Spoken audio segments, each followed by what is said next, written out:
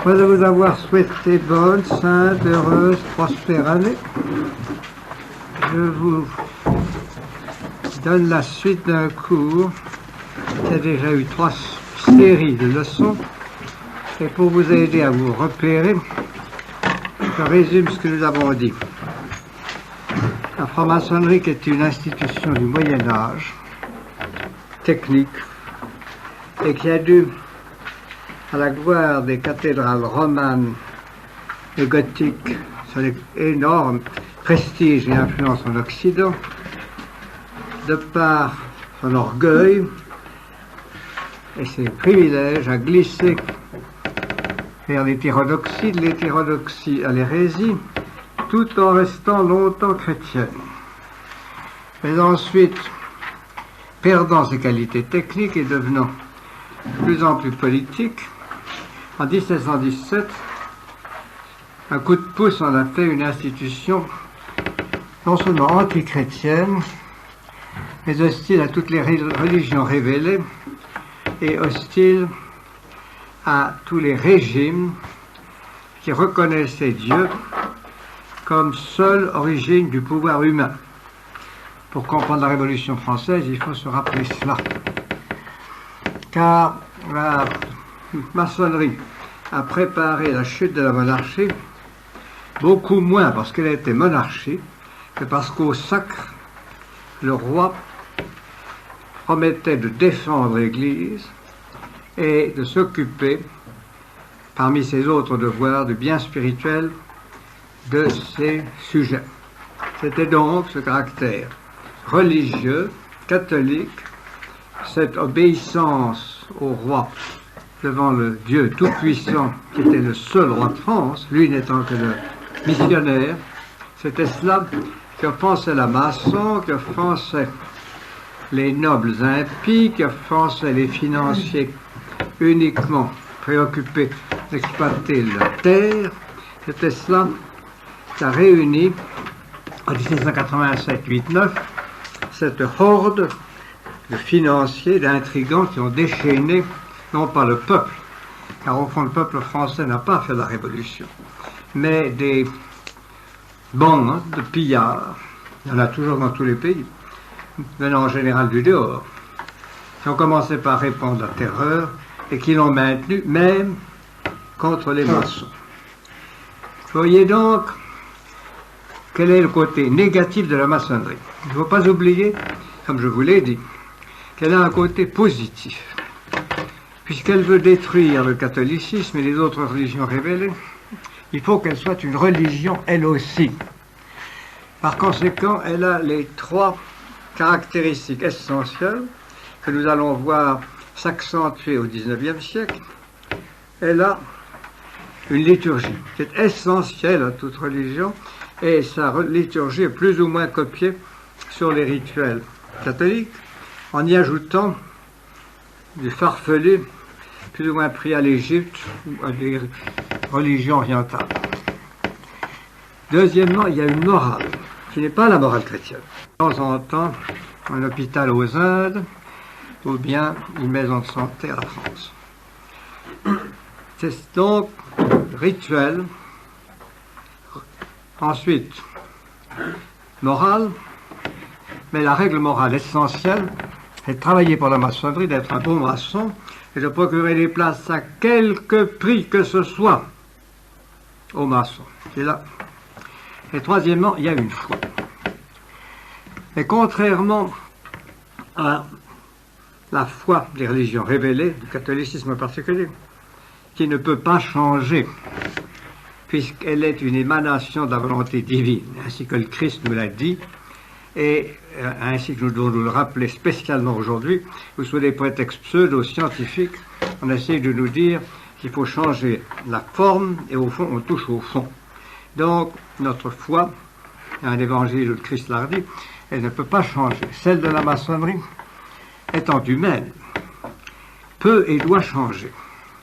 Et alors les maçons se sont arrangés dans leur rituel qui est très adroit pour avoir des formules que l'on puisse interpréter de différentes façons. Des formules qui puissent apparaître aux uns comme l'apothéose du rationalisme, aux autres comme une orientation vers le mysticisme. Pour vous donner une idée de la largeur des interprétations, je vous présenterai les deux qui, juste avant la Révolution, étaient les plus à la mode. Dans un livre très curieux qu'il a écrit, un des maçons les plus sincères et les plus ivrognes, qui s'appelait Thomas Paine, a défini ce qu'était la foi des maçons à son époque. Les maçons scientifiques, entre guillemets.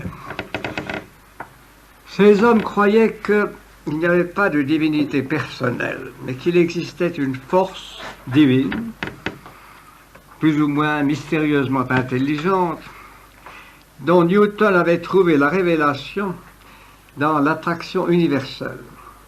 Et que cette force peut-être intelligente, en tout cas formidable, qui réglait et maintenait le cours des étoiles, était la seule divinité qu'il fallait reconnaître et à laquelle il fallait non pas donner un culte, parce qu'elle est trop grande, trop haute, trop puissante, trop parfaite, trop souveraine pour que ça puisse lui apporter, mais à laquelle il convenait de conformer ses actions, c'est-à-dire une sorte de matérialisme mystique qui voyait dans la nature une force matérielle et peut-être spirituelle à la façon maçonnique, c'est-à-dire sans amour de Dieu, et peut-être spirituelle qui menait le monde. Ça, c'était l'une des deux hypothèses des maçons, et surtout anglo-saxons, mais aussi en France. Il y en avait une autre, qui était celle d'un homme que vous avez dû entendre parler, et qui, par la suite, est devenu un défenseur de l'Église, et qui, en 1782, était très loin de l'être. Cet homme s'appelait le comte Xavier de Maistre. Il était à ce moment-là un des hauts parlementaires à Chambéry, dans le royaume de Savoie. Et en 1782, il avait envoyé au duc de Brunswick un mémoire, justement sur l'idée maçonnique. Ce mémoire est bien écrit, comme tout ce qu'il a fait, et ce mémoire vous montre quel est ce que pensait l'autre aile des maçons, ce que nous pourrons appeler l'aile mystique et parachrétienne. Il lutte contre l'idée de faire remonter la franc-maçonnerie à l'Égypte, c'est ridicule. C'était l'idée de Cagliostro. Et il disait, attachons-nous à l'Évangile et laissons là les folies de Memphis. Revenons au siècle de la loi sainte. Prouvons que nous sommes chrétiens. Allons même plus loin. Et écoutez ceci, messieurs. La vraie religion a bien plus de 18 siècles. Elle naquit le jour que naquirent les jours.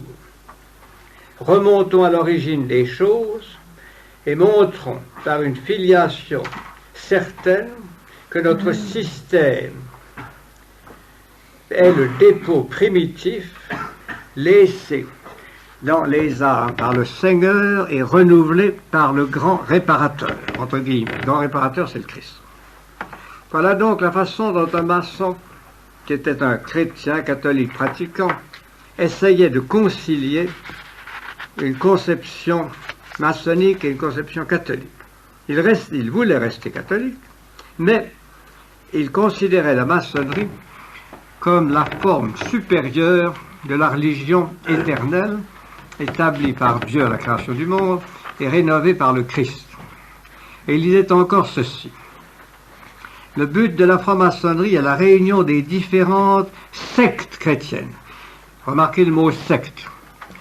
Il avait été assez décatholicisé pour mettre sur le même pied catholicisme, protestantisme et toutes les plaisanteries qui en sont sorties. Et il terminait ainsi cette partie-là. À quoi nous sert de posséder une religion divine, puisque nous avons déchiré la race sans couture et que les adorateurs du Christ, divisés par l'interprétation de la loi sainte, se sont portés à des excès qui feraient rougir l'Asie.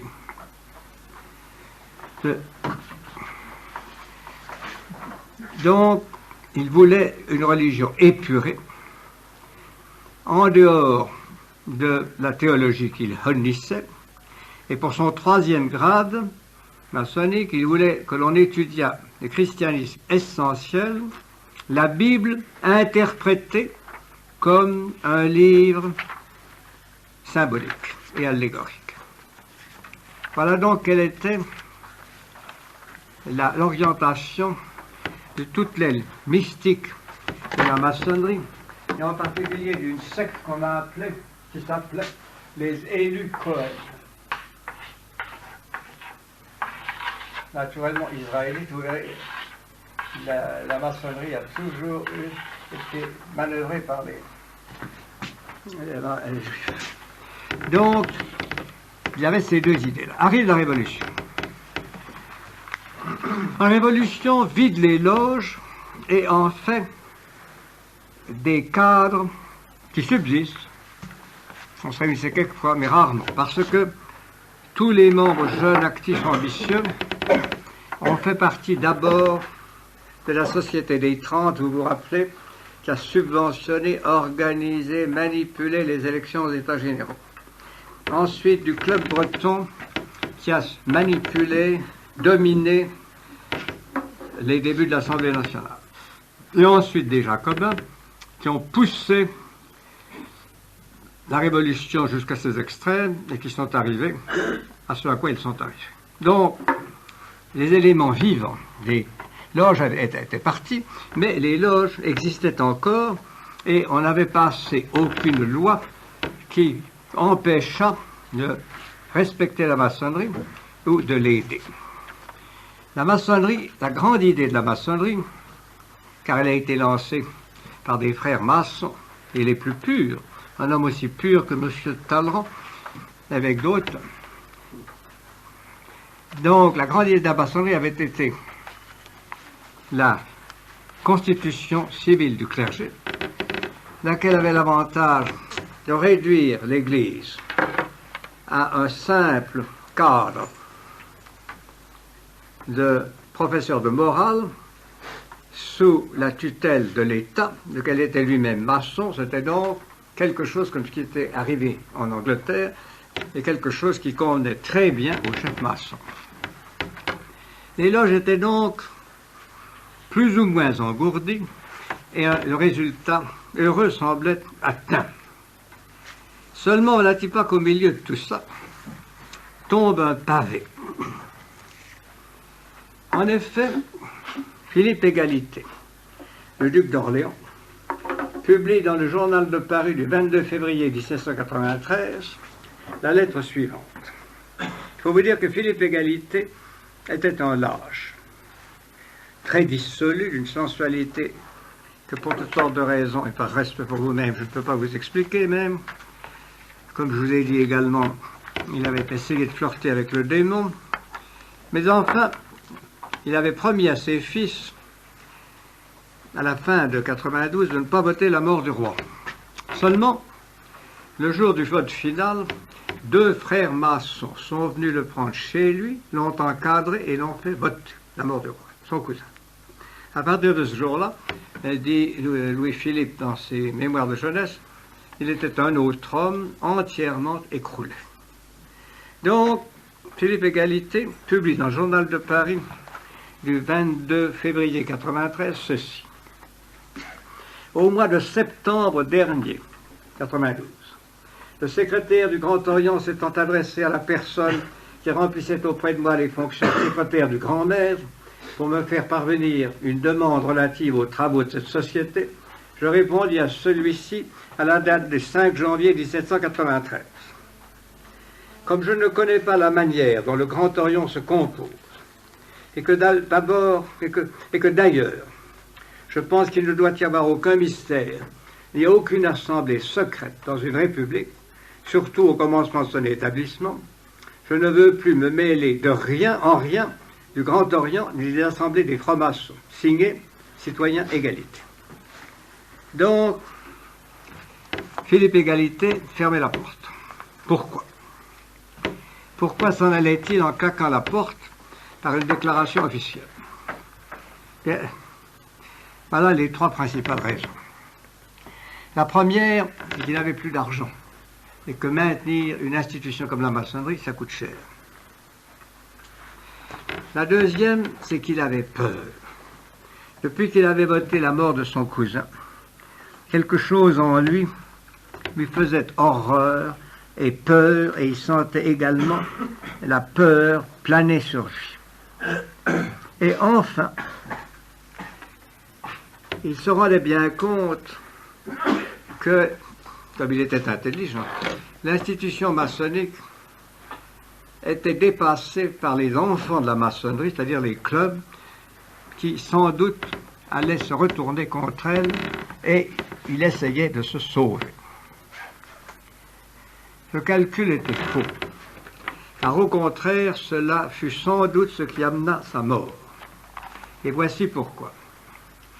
Cette lettre fut très mal jugée par les maçons.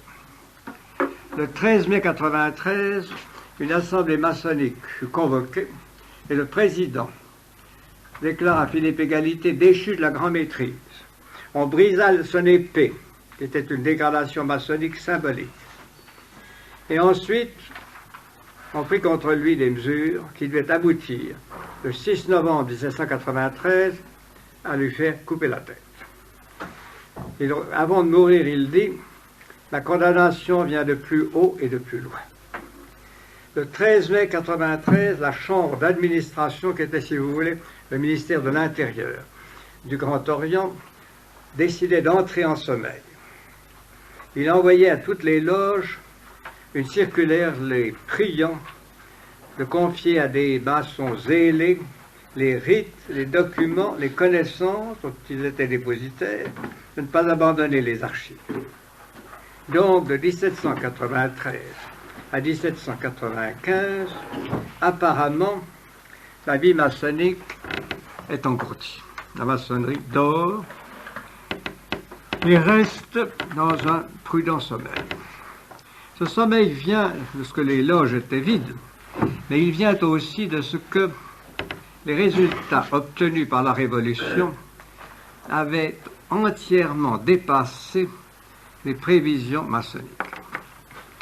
Si vous lisez par exemple les lettres de grands maçons comme Lafayette, en 1788, Lafayette écrivait à Washington, un grand maçon, « Nous allons avoir un changement complet de gouvernement, mais comme le peuple français est un peuple philosophe et civilisé, cela se fera le mieux du monde sans aucun trouble. » Or, ça ne s'était pas fait le mieux du monde.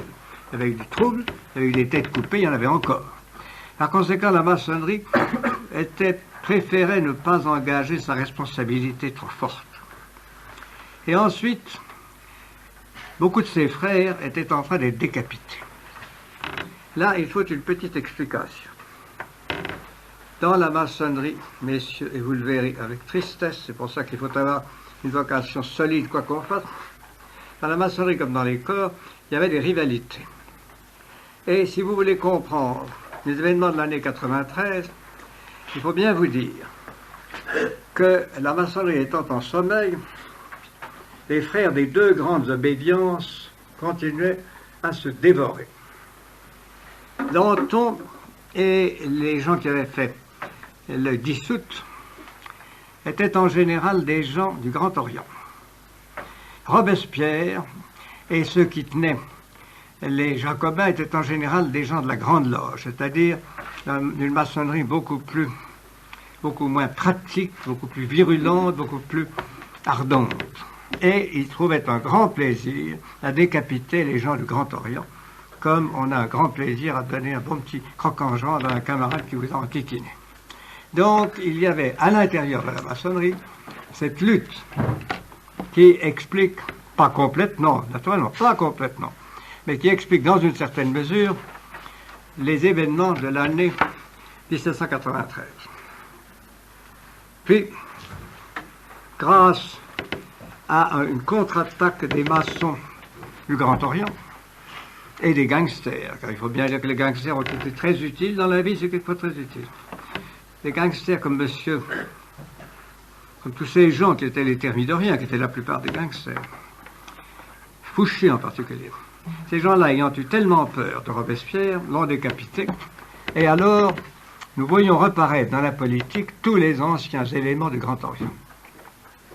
Et cela est le début de la grande renaissance maçonnique qui va pouvoir se faire avec un éclat magnifique, parce qu'ils ont détruit leurs ennemis. Ils ont à peu près détruit la France, où il n'y a plus ni commerce, ni industrie, où il n'y a presque plus d'agriculture, puisqu'on ne peut pas ravitailler les villes, et où toute la jeunesse est en train de se faire massacrer pour envahir et piller les peuples d'alentour, glorieusement, naturellement, entre guillemets. Donc, c'est la table rase. Et alors, à ce moment-là, un noyau de maçons commence à ressusciter la maçonnerie. Et elle la ressuscite, messieurs, d'une façon qui est extrêmement intéressante à tout point de vue. Il y avait parmi les fonctionnaires sérieux, convaincus, pas très brillants, mais très assidus au Grand Orient, un monsieur qui était d'une famille de graveurs de médailles très connus, des gens qui s'appelaient Rouetier de Montalot.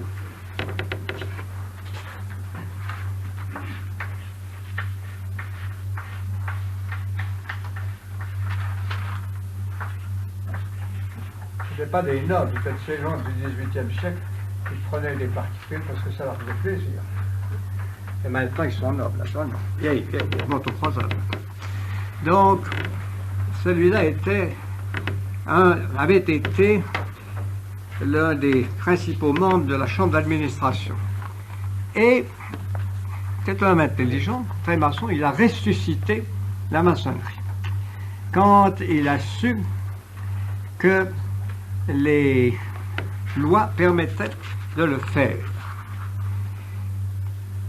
Ainsi, une petite aube maçonnique se réunit, apparaît. Rouetier de Montalot réunit autour de lui quelques personnes pas trop importantes. Des gens que vous ne connaissez pas, comme un certain Dubois de Saint-Léonard, et des anciens vénérables de loge qui n'avaient été ni décapités ni compromis. On le croit noble, on le... Et alors, le 7 juin 1995 a lieu la première assemblée maçonnique, et on veut donner à Rouetier de Montalot la grande maîtrise. Il refuse, notez bien. Il n'accepte que le titre de grand vénérable. Et comme une loi apparue et une approbation qui rendait la possibilité de créer des loges, à partir du 17 juin 1996, la première loge est constituée. Elle s'appelle les Amis Sincères. Et elle siège à Genève, qui était une ville de France à ce moment-là. Donc, encore à cette époque-là, il y avait parmi les fonctionnaires des gens qui se méfiaient. Par conséquent, le représentant Mallarmé venait de fermer les loges de Toulouse, qui existaient encore. Mais, tout de même, sous l'impulsion de Rouetier de Montalot, qui était prudent, qui ne portait pas ombrage au directeur et qui agissait avec beaucoup d'adresse, déjà à la Saint-Jean d'été en 98, 18 loges avaient repris, 3 à Paris, 2 à Perpignan, 7 à Rouen, 4 au Havre, etc. Ce ne fut qu'au début de 97 que Rouetier obtint l'autorisation officielle pour le Grand Orient de reprendre une vie officielle. Il l'annonça aux loges le 24 février 1997. La Grande Loge agonisait et le Grand Orient eut donc le plaisir d'absorber la Grande Loge qu'on avait décapitée en décapitant Robespierre. Ne vous y trompez pas, ceci n'est pas la renaissance de la maçonnerie. Ceci est la renaissance de l'institution maçonnique. Car il ne faut pas confondre une institution avec sa réalité. Rouetier rétablissait le noyau social, mais Rouetier ne rétablissait pas la vie maçonnique. La vie maçonnique existait et a pris un essor énorme à cette époque-là, non pas grâce à Rouetier, c'est grâce à une vieille sorcière qui s'appelait Madame Helvétius. Je vais vous expliquer l'histoire de Madame Helvétius. Madame Helvétius avait été extrêmement jolie à 16 ans. Une des plus jolies femmes de France. Elle appartenait à une famille extrêmement chic, pas tout à fait gratin suprême, mais gratin sous-suprême. Lignyville, c'est-à-dire qu'elle était des petits chevaux de Lorraine. En Lorraine, il y avait 10 familles qui étaient les grands chevaux, qui étaient pchit, puis il y avait les petits chevaux qui étaient pchit. Eh bien, elle était des petits chevaux, mais extrêmement jolie. Et elle avait donc épousé, sans un sou, grâce à une de ses tantes écrivains, l'un des hommes les plus riches de France, le fils du médecin Helvétius, qui était banquier et qui était encyclopédiste, et le ménage devint non seulement un ménage, mais également une loge. Dans sa maison de Passy, cette brave dame battait le maillet, accueillait les francs-maçons, les stimulait, et c'est elle en particulier qui a aidé le plus Franklin dans son travail en France. Elle a tellement aidé qu'elle a manqué l'épouser. Ouais, elle avait 78 ans, alors ils ont hésité. Mais enfin, elle avait de la vitalité. Et dans sa maison de Passy, qui avait été respectée, elle recevait. D'abord, elle avait une trentaine de chats et une vingtaine de chiens. Et alors, elle y avait beau avoir un très beau mobilier et des amis maçons très propres, il y avait toujours du caca partout, du pipi partout, et il fallait être un maçon convaincu pour y venir régulièrement. Ceci dit, elle avait du sang. Elle avait du sang, mais elle avait du bon sens, parce que comme elle n'était pas jeune et pas bien portante, elle avait adopté un jeune médecin qui était extrêmement connu et qui s'appelait M. Cabanis. Cabanis a été l'une des grandes figures de cette époque-là et l'un des principaux responsables de la résurrection maçonnique. Il s'appelait Pierre-Jean-Georges Cabanis. Il était né en 1757 en Corrèze. Son père était un avocat assez fameux et agronome, et lui était une intelligence supérieure, avec un corps malsain. Il alla d'abord au collège de Brive, dont il se fit renvoyer parce qu'il était aussi insupportable qu'il était intelligent. Son père l'envoya à Paris, où il étudia à sa guise et apprit des tas de choses en 1770, 12, 13. Puis en 73, il alla voyager en Pologne, en Allemagne pendant 2 ans. Et en 75, il rentre. Comme il avait un esprit général, il s'est mis à faire de la poésie. Il a traduit une partie de l'Iliade avec beaucoup de succès. Mais son père lui a dit, arrête, pas ça, faut être médecin. Et comme tout de même, en vieillissant et devenant obéissant, il y a des gens comme ça, il a obéi. Et il a fait de la médecine et il a fait des sciences. Il n'aimait pas pratiquer, mais il aimait réfléchir, car c'était vraiment un homme très intelligent.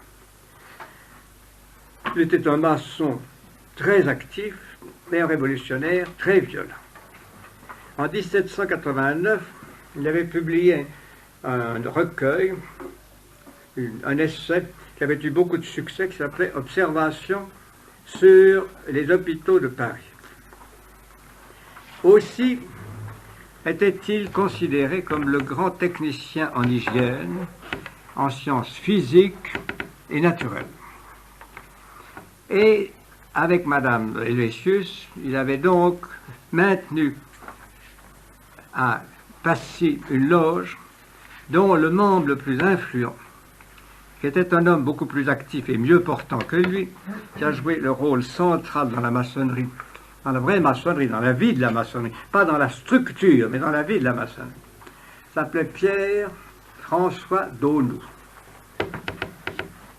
C'était un homme très sérieux qui a une rue dans un quartier pas sérieux. C'est ça.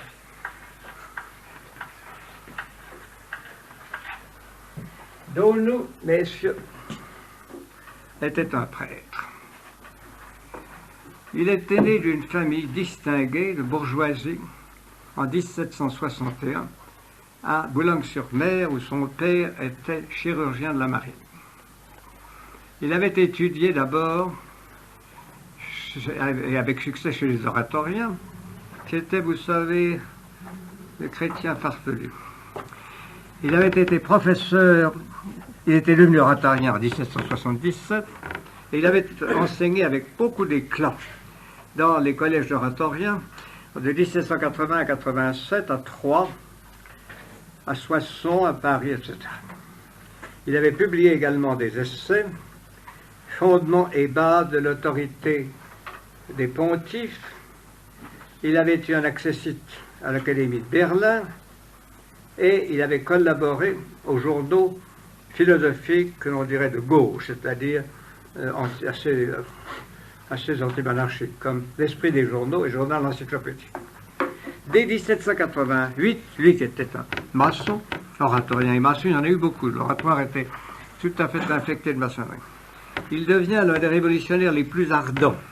Il participe à toutes les manifestations et quand ses supérieurs, un peu inquiets, veulent lui donner un évêché pour le calmer, il refuse. Il se fait élire dans le Pas-de-Calais et il appartient au parti girondin, qui était celui du Grand Orient. Pourtant, quand on dit du mal de quelqu'un, il faut dire du bien. Cet homme qui était devenu un mauvais prêtre, cet homme qui jouait un rôle infâme, avec Talleyrand, c'est lui l'un des principaux responsables de la constitution civile du clergé, du vol de tous les biens du clergé. Donc cet homme qui a joué un rôle malpropre a eu un moment d'honnêteté et d'humanité. Avec un groupe actif de Girondins, il a voulu sauver Louis XVI. Il considérait comme monstrueux la mise à mort du roi. Il a écrit Considération sur le procès de Louis XVI. Sa thèse, qui était juste et juridique, était que l'Assemblée n'avait pas le droit et pas les pouvoirs pour juger le roi, qui n'était pas. Voyez-vous, voilà, nous avons là quelque chose de très émouvant et qui vous explique du reste la mort du roi. C'est que le caractère de bonté, d'honnêteté et aussi le caractère spirituel de la monarchie française faisait reculer beaucoup de gens qui par ailleurs n'étaient pas les amis de la monarchie, mais qui gardaient une sorte de culte religieux pour cette monarchie, qui était la seule en Europe à avoir ce caractère. Lafayette était ainsi, même Madame de Staël était ainsi, même ce vieil imbécile de Necker était ainsi, et Daunou était ainsi. On peut dire qu'il a risqué sa vie pour essayer de sauver Louis XVI, on ne peut pas l'oublier. Ceci dit, le roi étant mort, il s'est jeté à corps perdu dans la politique. Et naturellement, comme il était du Grand Orient, au bout de quelque temps, il a été mis dans ce que j'appelle une tôle, quand je la connais. Il a donc été mis en tôle d'octobre 93 à novembre 94. Mais son cher frère Robespierre ayant été proprement décapité, il en est sorti. Et alors, de 1794 à 1801, Daunou va être l'esprit moteur de la renaissance maçonnique et l'organisateur de l'anticléricalisme en France. Car, messieurs, si la religion a des ennemis, elle n'a jamais aucun ennemi plus dangereux que le mauvais prêtre. Le mauvais prêtre, vous les rencontrez, ils sont très faciles à reconnaître, qu'ils soient mariés, qu'ils aient 8 enfants, qu'ils aient 2 maîtresses, c'est toujours pareil. Ils sont plus cléricaux qu'ils n'ont jamais été. Ils portent une chasuble sur eux tout le temps. Et en même temps, ils ont à l'égard de Dieu une haine vivace et constante. Eh bien, ce fut le cas de Daunou. C'était un homme grave, un homme bon, un homme bénisseur, un homme bienveillant, qui faisait massacrer les gens, mais qui en même temps ne signait jamais une condamnation à mort. Vous comprenez? Et qui, dans ses paroles, s'animait de l'esprit de bienveillance et de philanthropie. Voyons maintenant l'œuvre de Daunou, qui fut, si je peux vous le dire, le créateur de Bonaparte. Et c'est en cela qu'il a joué dans l'histoire un rôle auquel on ne rend pas justice. Il a compris tout de suite qu'il fallait donner à la maçonnerie une réalité intellectuelle et vivante parce que le Grand Orient n'était qu'un cadre. Et comme il était président de la Convention, dès le mois d'août 1995, où il était rentré, il a fait créer l'Institut de France. L'Institut n'était pas l'Académie. L'Institut était en réalité la renaissance de l'encyclopédie incarnée dans une dizaine de personnes qui étaient toutes maçonnes et qui représentaient toute l'aile impie de la maçonnerie. C'est-à-dire qu'avec la création de l'Institut, Donou, en créant une nouvelle académie officielle et en même temps maçonnique, donnait comme centre de la pensée républicaine cet institut, et comme centre de la pensée à cet institut, le travail de trouver et d'imposer à l'intelligence française un cadre qui désormais s'oppose à l'idée catholique. Voilà l'œuvre de Donou et l'œuvre qu'il a menée à bien avec une extrême adresse. Je vous résumerai d'abord sa carrière politique pour que vous voyez l'importance. Il a donc été le président de la Convention en 1995. C'est lui, l'un des rédacteurs les plus influents de la Constitution du Directoire. Il a refusé d'être directeur, il n'avait pas tout à fait... Le mauvais prêtre ne veut pas se mettre trop en vue, il veut des postes où il puisse agir, mais il ne veut pas qu'on le voit trop. Donc il a accepté d'être le président de l'Assemblée des 500, qui était la plus importante, et il s'est consacré, pendant ce temps-là, à combattre la Renaissance royaliste. La Révolution n'avait pas été faite par le peuple français, il faut le dire, le redire et le redire, mais par l'argent et des grands nobles intrigants, l'argent anglais, l'argent prussien, je n'ai pas le temps de vous expliquer tout ça, mais enfin c'est vrai, et des bandes de pillards comme il y en a dans tous les pays, surtout comme la France, qui est le bout de l'Occident. Le peuple français voulait la paix, il en avait marre de la Révolution, il voulait un gouvernement stable, et l'immense majorité des Parisiens s'est donc révoltée en Vendémiaire de cette année-là pour obtenir le retour de la monarchie. C'est Donou qui était à ce moment-là au Conseil exécutif et qui a suggéré que l'on fasse revenir un petit monsieur qui avait été en exil et en prison parce qu'il était un ami de Robespierre et qui s'appelait Napoléon Bonaparte, et qui crevait de faim et qui avait des bottes percées. C'est Donou qui s'est servi de Napoléon Bonaparte pour écraser à coups de canon un mouvement populaire qui n'avait pas le droit d'exister parce qu'on ne voulait pas de monarchie. Et c'est Donou qui ensuite, l'ayant présenté à Barras, a fait la carrière militaire de Napoléon dans ces années entre 97 et 1800. Voyez donc comme Donou est un des pivots de l'histoire de France dont on ne parle jamais parce que la chose est vraie et que l'histoire officielle est faite de symboles faux. Toute l'histoire de la Révolution en France, c'est simplement une parade fausse. Bien.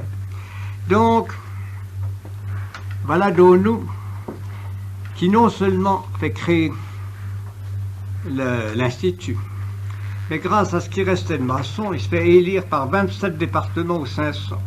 Il est le premier président de l'Institut en 1993, et en même temps, il fait créer, pour avoir un cadre, les écoles normales. Les écoles normales étaient des écoles d'État, d'idées scientifiques qui devaient former une génération de citoyens intelligents et athées. Après avoir fait la Constitution donc de 1787, plus tard, c'est lui qui fera la Constitution du consulat et que Napoléon enverra au tribunal. Il fera créer toute une série d'institutions scientifiques qui portent sa trace et dont voici les plus importantes, car il faut dire que cet homme était loin d'être bête, était loin de ne pas être philanthrope. Il était philanthrope, comprenez-vous, tout en étant un peu massacreur. Les deux choses vont très bien ensemble. Donc, il avait fait créer le Bureau des longitudes. Il avait fait créer, il a été un de ceux qui ont fait mettre au point le système métrique. Et surtout, il a monté l'Institut, et il a monté les écoles normales, et il a donné à ses amis maçons, car il était de la loge d'Auteuil, les places où ils pouvaient être les plus efficaces et où ils pouvaient le plus former une doctrine qui remplaça dans la maçonnerie les doctrines anciennes. L'Institut, si vous le voulez, on l'a appelé la vivante encyclopédie. Les principaux membres étaient à ce moment-là Cabanis, qui avait la chaire de médecine, Destutt de Tracy, un noble révolutionnaire du clan orléaniste qui avait survécu, qui lui avait la chaire de logique, Daunou, et puis ensuite un certain Marie-Joseph Chénier, qui était lui simplement un gangster, un peu poète, mauvais poète, Andrieux, et puis pendant quelque temps, Benjamin Constant, qui n'a jamais tout à fait été. Également Jean-Baptiste Say, Bichat, le médecin, Lamarck, le fameux astronome, Le Parnot, Brousset, le médecin, et d'autres plus tard, il devait avoir Saint-Simon et Comte. Vous voyez donc, Daunou avait su choisir les esprits.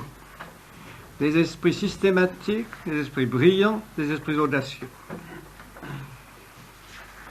Ce qui était le centre intellectuel de l'Institut et de la maçonnerie d'alors, c'était l'idéologie. Tous ces gens-là faisaient partie d'un groupe qui s'appelait le groupe des idéologues.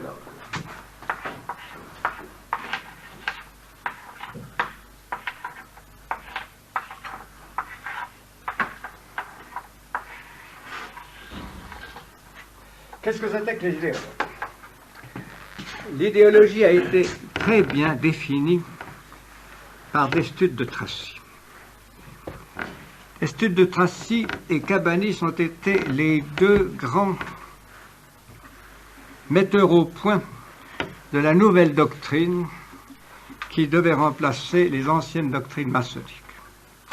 Voici ce que enseignait Cabanis dans les écoles normales, et voici ce qui est l'attitude des idéologues à certains points de vue. En 1796-17, Cabanis lut aux réunions de l'Institut un rapport traité sur les rapports du physique et du moral de l'homme. Pour lui, l'homme est avant tout un être sensible, c'est-à-dire que l'homme reçoit par ses sens des impulsions du dehors, et que ces impulsions du dehors, en s'intégrant en lui, forment sa personnalité sensible, et que de cette personnalité sensible se dégage ce qui viendra ensuite, les idées, et qui constituent le cerveau et l'intelligence humaine. Pour lui, ce qui définit l'homme, c'est un organisme capable de recevoir les impulsions du dehors, de les enregistrer et d'en faire des idées. Vous le voyez donc, c'est du matérialisme à base sensorielle. Cette doctrine n'est pas tellement loin de certaines de Descartes, mais elle va beaucoup plus loin encore, et c'est une forme de matérialisme scientifique qui nie, qui évoque, qui supprime, refuse de voir tout ce qui est spirituel et la métaphysique, et qui exclut Dieu de la création. Cabanis était un esprit subtil, et nous verrons qu'il n'est pas resté exactement dans cette ligne toute sa vie. C'était la ligne de Madame d'Helvétius. En même temps, Destutt de Tracy, qui était de l'Institut, avait une autre, complétait au point de vue logique cette doctrine. Destutt examinait les relations du moral et du physique, mais de l'angle, ce que nous appellerions aujourd'hui, vous voyez, messieurs, je simplifie un peu, vous êtes jeunes et je suis vieux, et il faut que nos idées se correspondent, donc je simplifie un peu plus tard. Quand vous serez très savant, vous verrez que j'ai un peu simplifié, mais il faudra me pardonner parce qu'il faut que vous compreniez. Donc, je fais un anachronisme en vous disant que Destutt étudiait ce problème des rapports du moral et du physique de l'angle de la psychologie expérimentale.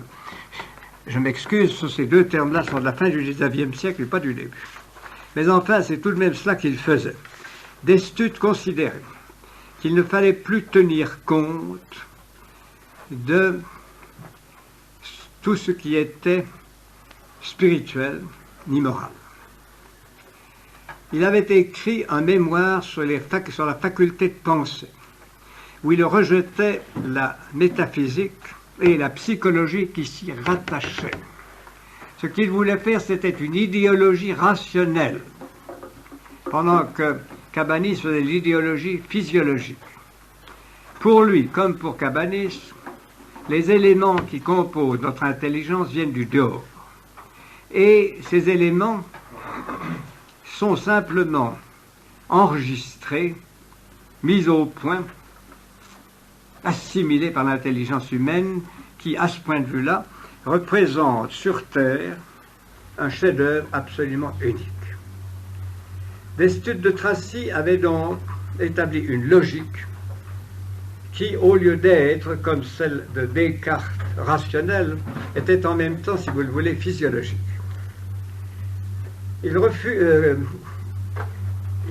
Dans les écoles centrales, il a étudié, donné des cours, et il a fait un plan d'instruction pour la classe ouvrière, comme membre du Conseil de l'instruction publique. Plus tard, il a été sénateur, et il a publié les éléments d'idéologie, qui sont naturellement beaucoup plus complexes, beaucoup plus riches que ce que je vous dis, et où il y a certains aspects qui sont vrais, car avec beaucoup de mensonges, il y a aussi de la vérité. C'était un esprit très sérieux.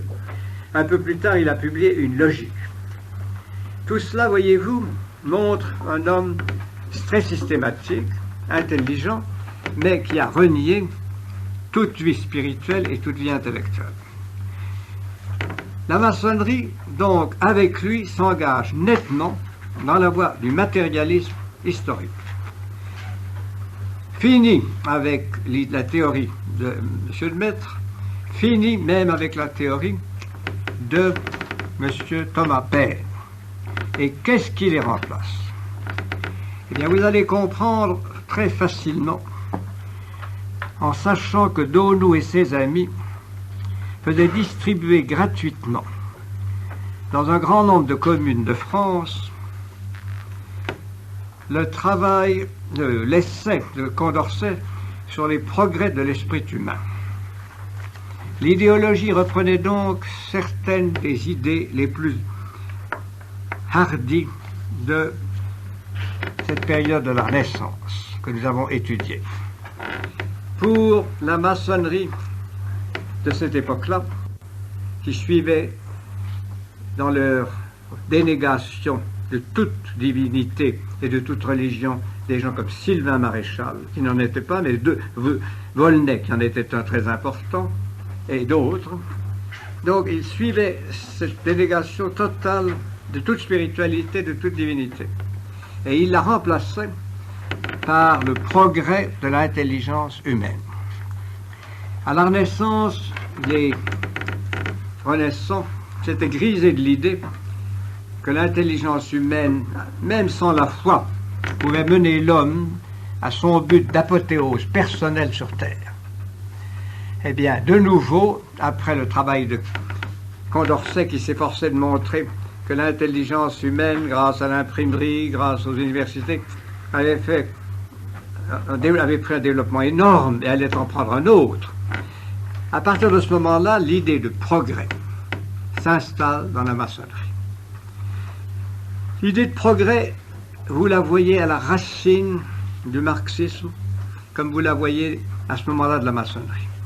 L'idée de progrès, c'est l'idée que l'homme se fait lui-même et que l'homme peut se déifier lui-même, qu'il n'a besoin que de lui-même et de son intelligence et du travail de son intelligence pour arriver à se créer un monde qui soit un monde absolument cohérent, logique, rationnel, utile, agréable et débarrassé de toute divinité, de toute contingence, de toute autre chose que l'immense succès humain. Voyez donc l'importance de l'idéologie et de ce groupe qui contenait des esprits supérieurs, parce que c'était des esprits supérieurs, comme Destutt de Tracy, comme Donou, comme Cabanis. Vous voyez cela, et il faut aussi vous rendre compte que ces gens ne négligeaient rien pour imposer leurs notions. Dans ce désert intellectuel qu'était la période du directoire, où tout était foire d'empoigne et spéculation malpropre, ils ont lancé un journal intellectuel qui s'appelait La Décade philosophique, qui était rédigé par un certain Ginglet. Ginglet est fameux parce qu'il était ambassadeur à la cour de Turin et que sa femme y allait en pète en l'air, ce qui n'a pas été admis. Le pète en l'air, révolution, peut-être pète en l'air, pas. Bien.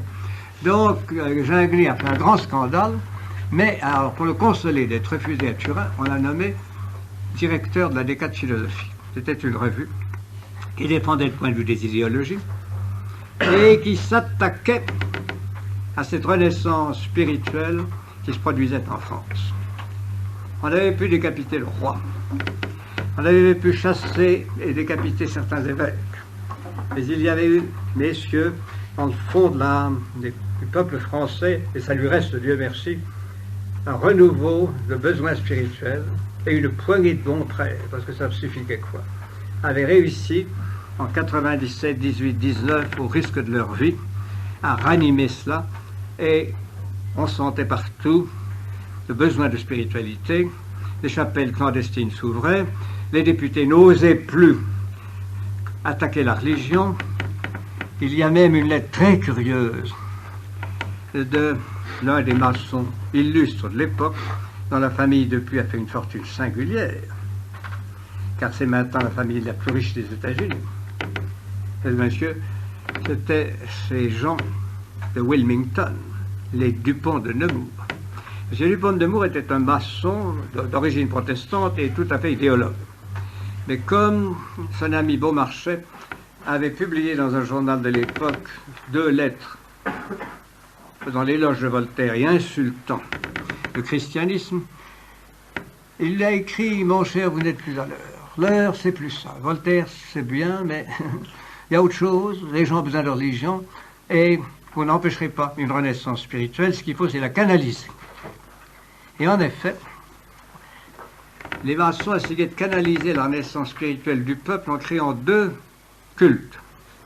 L'un, c'était le culte décadaire, où tous les fonctionnaires étaient obligés d'aller à une espèce de ridicule messe blabla, tous les décadis, le 10e jour. Seulement quand c'était le 10e jour, les gens n'y allaient pas, parce que les gens aimaient mieux se reposer le 7e que le 10e, même les chevaux. Par conséquent, le culte décadaire n'a pas eu un gros succès. Mais un autre maçon, qui était un angevin, et qui s'appelait la Réveillère Lépo, c'est une autre idée beaucoup plus sublime. Il a créé la théophilanthropie. Ceux d'entre vous qui savent le grec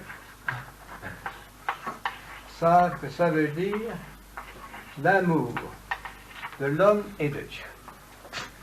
Dieu, on ne définissait pas Dieu. Mais on s'installait dans les églises catholiques.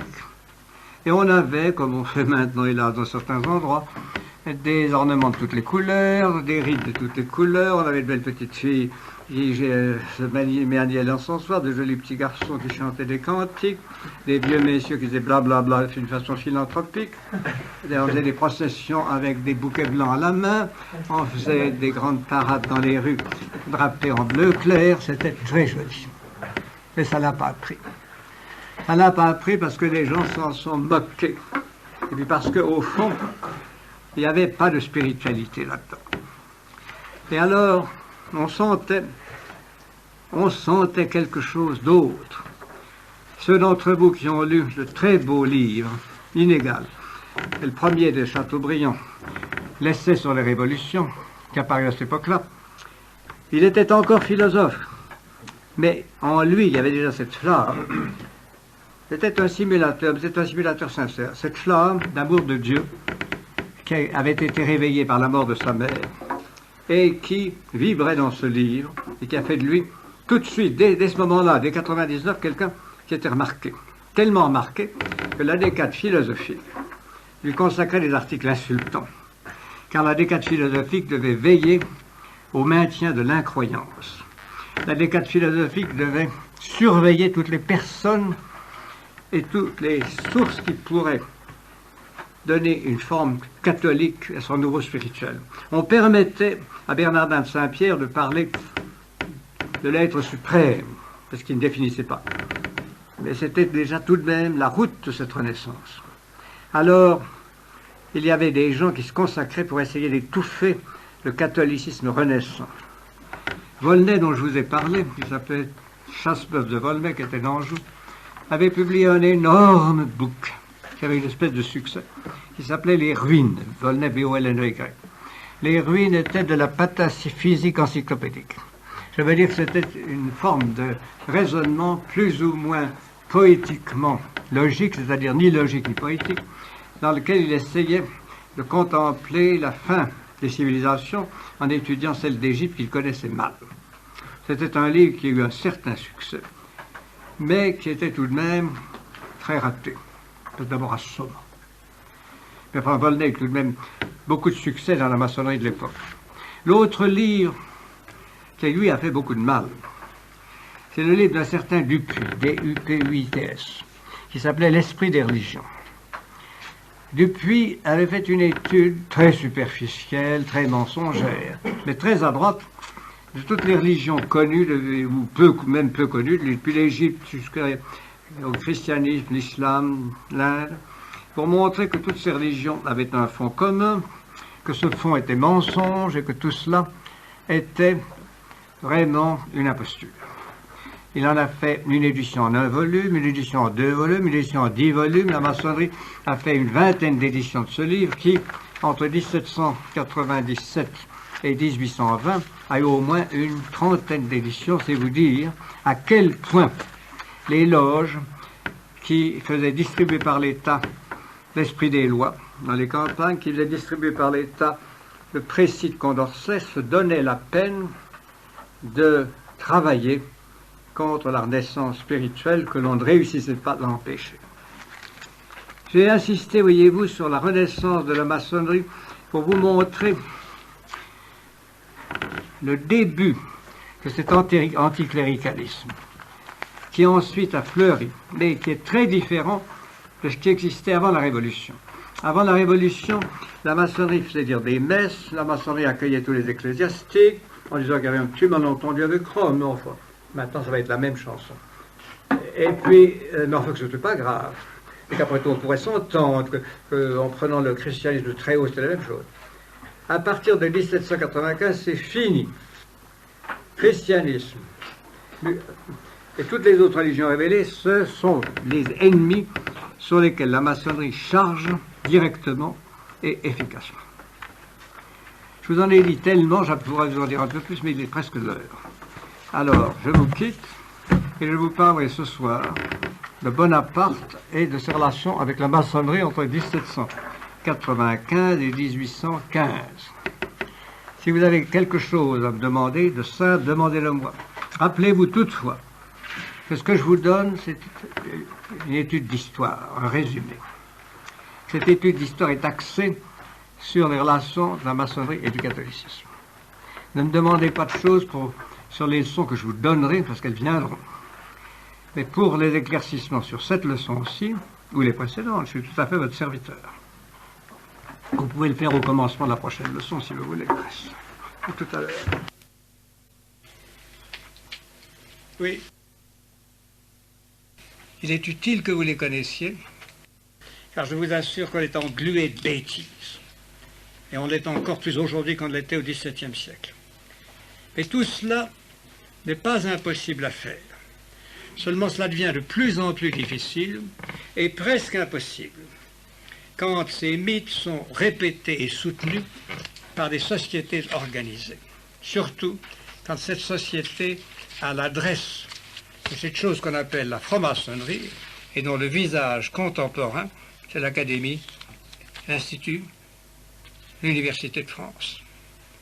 C'est pour cela, messieurs, que ces délires dont je vous parle, il est utile que vous les connaissiez, parce que certainement dans la vie, sous une forme ou sous une autre, vous aurez à lutter contre. Oui. Est-ce que vous connaissez les rapports qu'il pourrait y avoir entre ces auteurs, vous l'aviez en particulier, avec des théories qui existaient déjà avant Albert le Grand, et qu'Albert le Grand d'ailleurs a beaucoup soutenu. Albert le Grand prétendait que Jean Castres avait son ange, Oui, oui. qui était Saint Thomas d'ailleurs aussi, mais pour Albert le Grand c'était beaucoup plus grave parce que l'ange était comme une forme spirituelle et il n'était pas simplement chargé d'animer l'astre, mais par l'astre et par les conjonctions des astres, précisément d'agir sur les événements humains et sur les... sur le destin des hommes. Un déterminisme. D'ailleurs, Albert le Grand n'arrivait pas du tout à se dépatouiller, il a des contradictions invraisemblables. Mais ça se rapproche beaucoup plus de ce que Newton pensait que de Boulainvilliers. Boulainvilliers est plus matérialiste. Ce que vous dites est très près de ce que Newton enseignait. Oui. Très près. Mais Boulainvilliers était beaucoup plus matérialiste et abstrait. Pour lui, les astres n'avaient pas d'ange, c'était une entité totale.